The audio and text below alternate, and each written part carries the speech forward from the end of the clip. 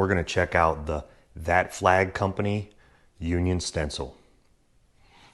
So this stencil is made of 14 gauge steel, which is about 5/64 thick.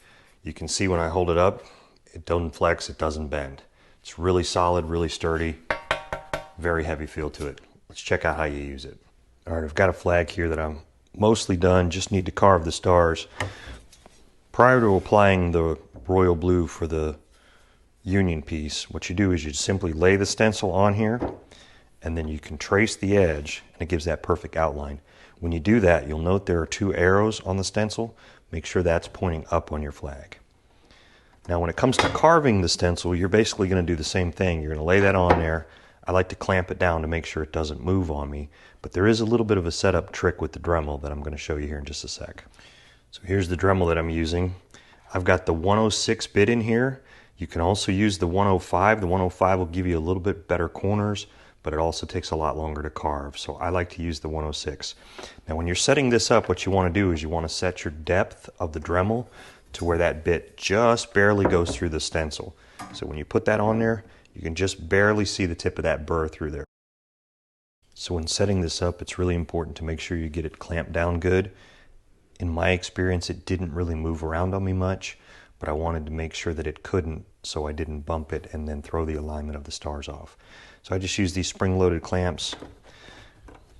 They're easy to set up, and when you need to move them around to work on a different part of the stencil, they're easy enough to shift as well.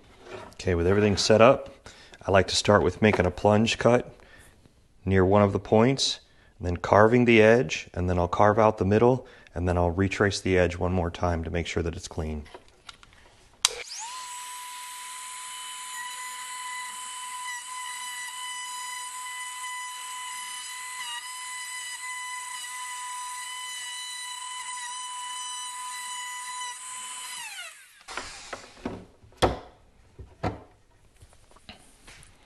So that's what it looks like with just the edge carved out. If you have a compressor with one of these air guns, it's really handy for this too, because you're going to create a lot of dust and it's hard to see what your progress is.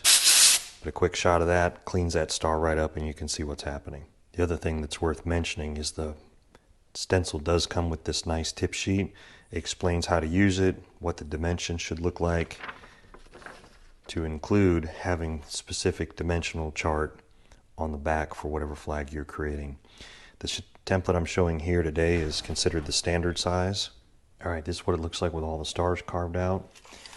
Just so you can see what a point of reference for a standard flag is. That's just about 19.5 inches by 37 inches.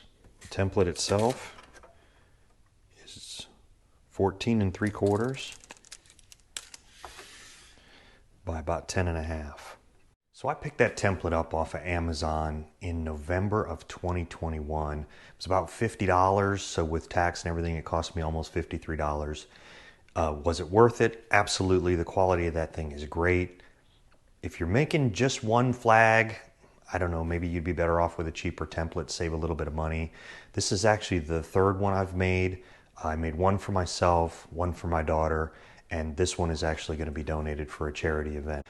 For me, spending the $50, having the template and being able to get good, consistent, achievable results is absolutely worth it. And I got to give it up for That Flag Company. That's a great product. I'm really happy with it. If you like this video, give it a thumbs up. Think about subscribing to my channel. I'm going to put a link up here for the video where I actually made a couple of these flags. You can check that out. I'm also going to link to some other tool reviews and woodworking things that I do.